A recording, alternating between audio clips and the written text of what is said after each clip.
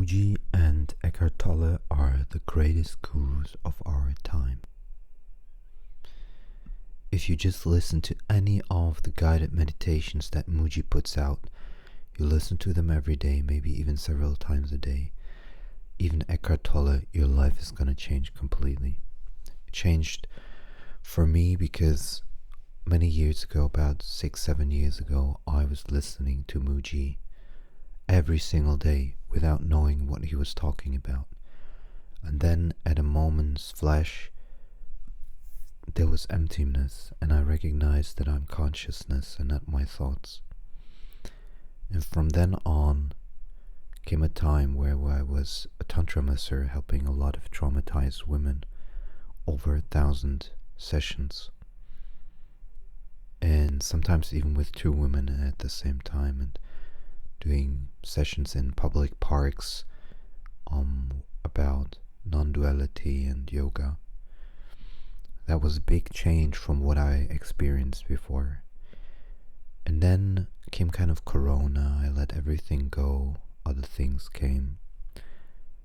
And just yesterday I had this very strong feeling like my energy is being zapped and something is wrong in the body.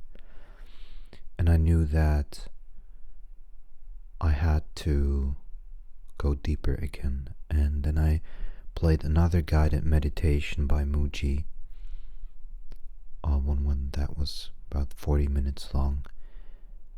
And as I kept letting go and his words flowed fantastically into the space, I could let go of the fear in the root chakra more and more.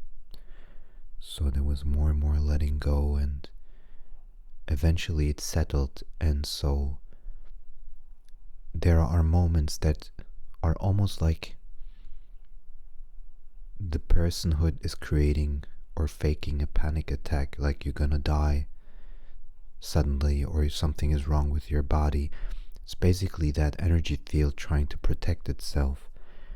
And then when you recognize consciousness doesn't need the body, then the fear can be dropped, and that needs to be heard over and over again, this ability to let everything go into, in order to marinate and abide in the self.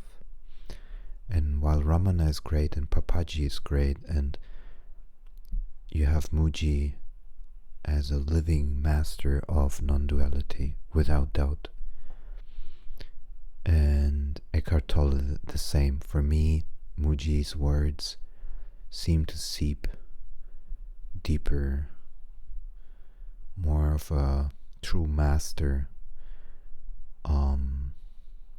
something that just fits perfectly with going deeper, and it resonates. So I highly recommend listening to Mooji every day. Sometimes I also do these satsangs, but I would say it's not at the level of Mooji, that which I put out. It does give silence and space, and for some it might be perfect. For me personally,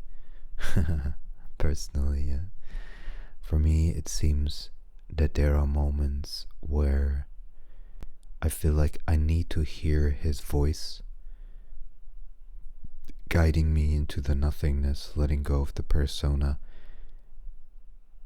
It's almost like he's the antidote to a strong energy field that is almost seeming to sap me of energy and trying to kill me. and when I see, okay, I let that go, then it doesn't matter what happens to the body. And then for some reason this strong energy field in the root chakra, I think that's where the real attachment lies, in the root chakra, gets released, and this identification with the fear and with of the body and everything, is literally that which binds us so much into the experience of this 3D world. So ask yourself, does the self, does the consciousness, does the self you are, the amness that you are, the awareness, does it need the body? And that is really the recognition of that is the true freedom.